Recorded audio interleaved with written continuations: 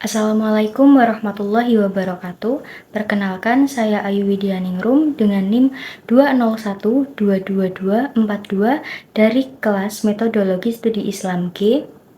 Video ini dibuat guna untuk memenuhi tugas Metodologi Studi Islam.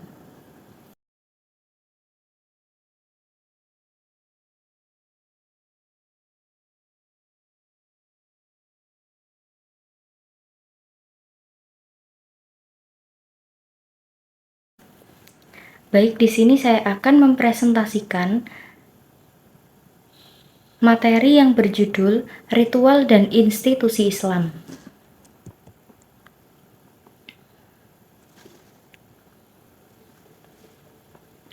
Pembahasan yang pertama ada ritual dalam perspektif sosiologi, yang kedua ada ritual dalam Islam, dan yang ketiga ada pengertian institusi.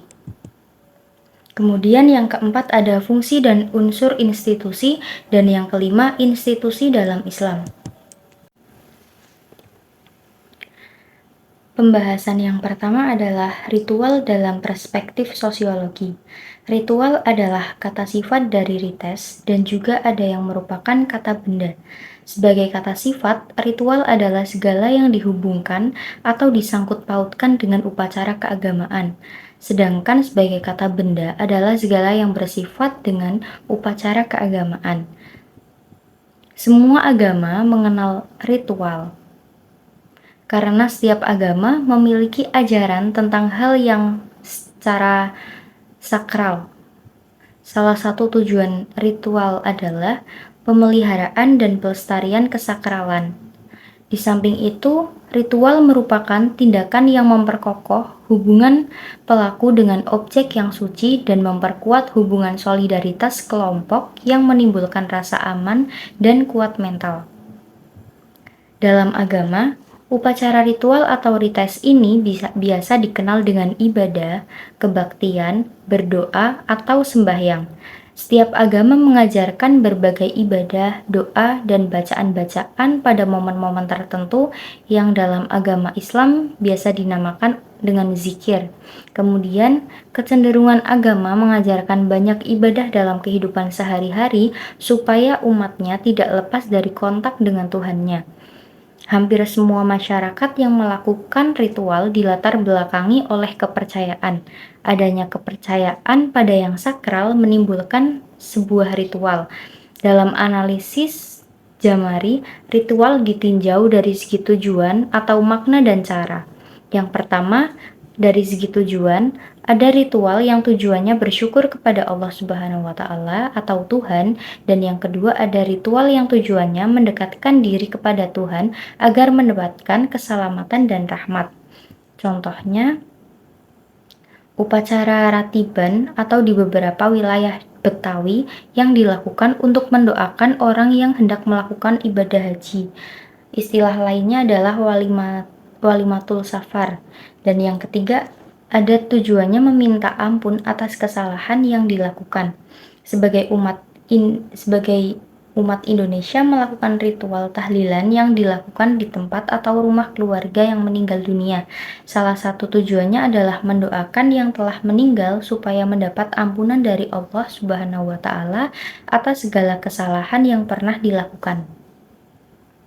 Kemudian dari segi cara dibedakan menjadi dua, yaitu individual dan kolektif. Individual dilakukan secara perorangan, bahkan ada yang dilakukan dengan mengisolasi diri dari keramaian seperti meditasi, bertapa, dan yoga. Kemudian ada kolektif atau umum dilakukan secara bersamaan seperti khotbah, sholat berjamaah, dan haji. Kemudian ada pembahasan yang kedua yaitu ritual dalam Islam. Secara umum, ritual dalam Islam dapat dibedakan menjadi dua, yaitu ritual yang mempunyai dalil tegas dalam Al-Quran dan Sunnah, dan ritual yang tidak memiliki dalil baik dalam Al-Quran maupun As-Sunnah. Salah satu ritual dalam bentuk yang pertama adalah sholat. Sedangkan contoh ritual yang kedua adalah marhabanan, peringatan hari atau bulan kelahiran Nabi Muhammad SAW atau mauludan, dan yang ketiga ada tahlil. Kemudian Selain perbedaan tersebut, ritual dalam Islam dapat ditinjau dari sudut tingkatan. Dari segi ini, ritual dalam Islam dapat dibedakan menjadi tiga, yaitu ada primer, sekunder, dan tersier. Ritual Islam primer adalah ritual yang wajib dilakukan oleh umat Islam, umpamanya sholat 5 waktu dalam sehari semalam. Kewajiban ini disepakati oleh para ulama karena berdasarkan ayat Al-Quran dan hadis Nabi Muhammad SAW. Kemudian ada ritual Islam sekunder adalah ibadah sholat sunnah, umpamanya bacaan dalam ruku dan sujud, sholat berjamaah, sholat tahajud, dan sholat duha. Yang ketiga ada ritual Islam yang tersier, yaitu ritual yang berupa anjuran dan tidak sampai pada derajat sunnah. Umpamanya dalam hadis yang diriwayatkan oleh Imam Al-Nasai dan Ibnu Hibban yang menyatakan bahwa Nabi Muhammad SAW bersabda, orang-orang yang membaca ayat kursi setelah sholat wajib tidak akan ada menghalanginya untuk masuk surga. Karena itu, membaca ayat kursi setelah sholat wajib adalah tahsini. Hikmah yang terdapat di balik ajaran-ajaran agama Islam mengajarkan agar kita melaksanakan sholat berjamaah, tujuannya antara lain agar seseorang merasakan hikmahnya hidup secara berdampingan dengan orang lain. Kemudian puasa agar seseorang dapat merasakan lapar yang selanjutnya menimbulkan rasa iba. Tujuan dari puasa seperti yang disebutkan dalam surat Al-Baqarah adalah la'allakum tattaqun, kita diharapkan menjadi orang yang bertakwa. Kemudian ada ibadah haji yang dilaksanakan di kota Mekah dalam waktu yang bersama-sama merasa bersaudara dengan sesama muslim dari seluruh dunia.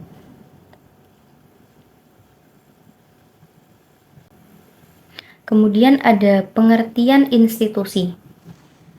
Dalam bahasa Inggris dijumpai dua istilah yang mengacu kepada pengertian institusi atau lembaga, yaitu institute dan institution. Istilah pertama menekankan kepada pengertian institusi sebagai sarana atau organisasi untuk mencapai tujuan tertentu, sedangkan istilah yang kedua menekankan kepada pengertian institusi sebagai suatu sistem norma untuk memenuhi kebutuhan. Istilah lembaga kemasyarakatan merupakan pengalihan bahasa dari istilah Inggris social institution. Akan tetapi, Sujono Sukanto menjelaskan bahwa sampai saat ini belum ada kata sepakat mengenai istilah Indonesia yang khas dan tepat untuk menjelaskan istilah Inggris tersebut. Ada yang mengatakan bahwa padanan yang tepat untuk istilah itu adalah pranata sosial yang di dalamnya terdapat unsur-unsur yang mengatur tingkah laku anggota masyarakat. Pranata sosial sendiri seperti dituturkan oleh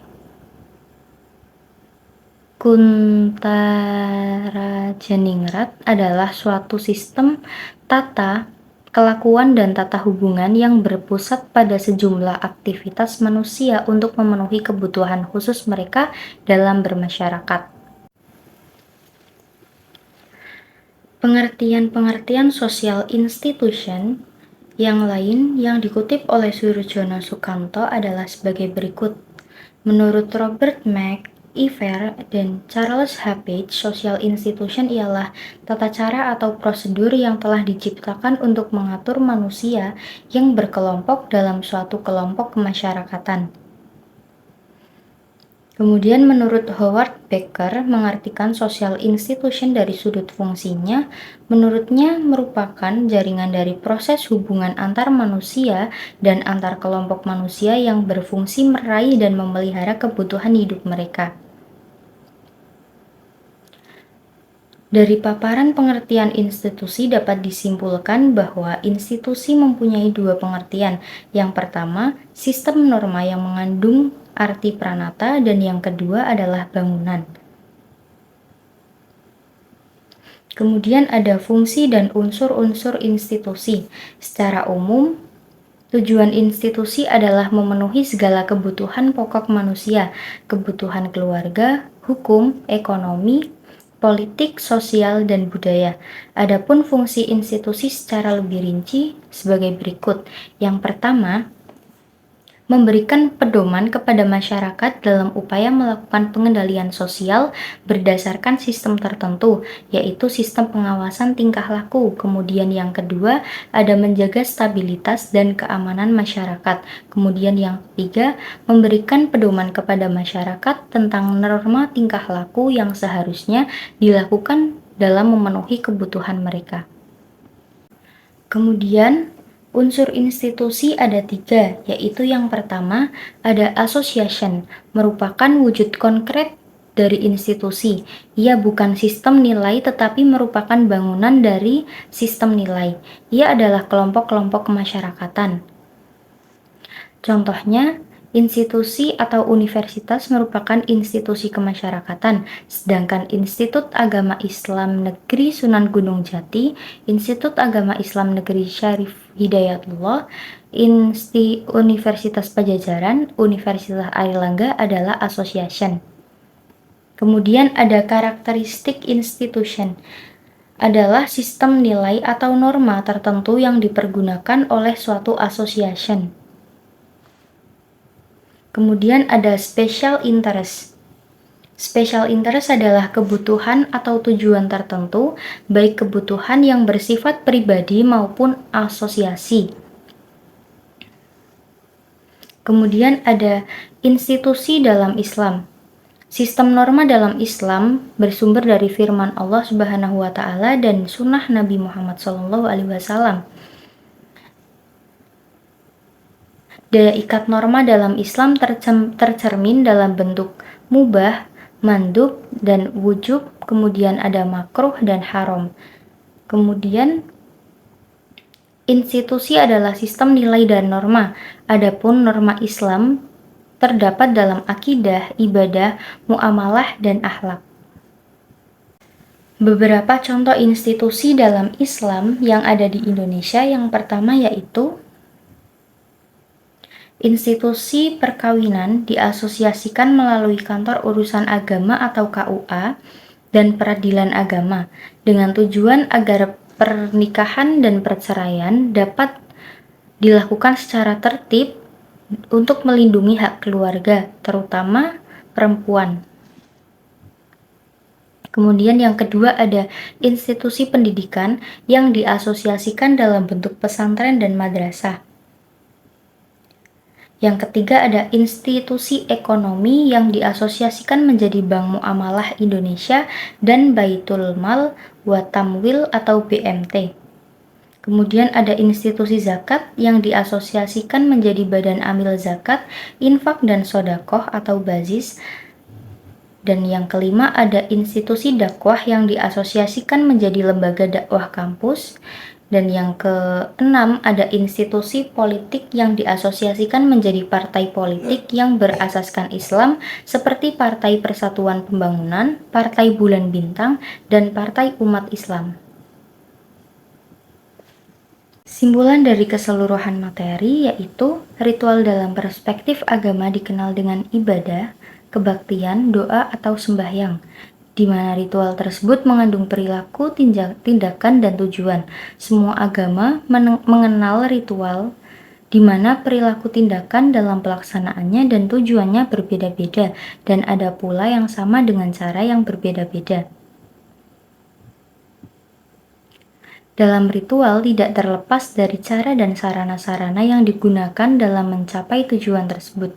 Adapun dalam pelaksanaannya terdapat aturan-aturan sebagai pedoman dan sebagai tolak ukur dalam peribadatan ritual, baik aturan-aturan yang berdasarkan Islam atau aturan-aturan yang berdasarkan masyarakat. Sekian materi yang dapat saya sampaikan, kurang lebihnya mohon maaf. Wassalamualaikum warahmatullahi wabarakatuh.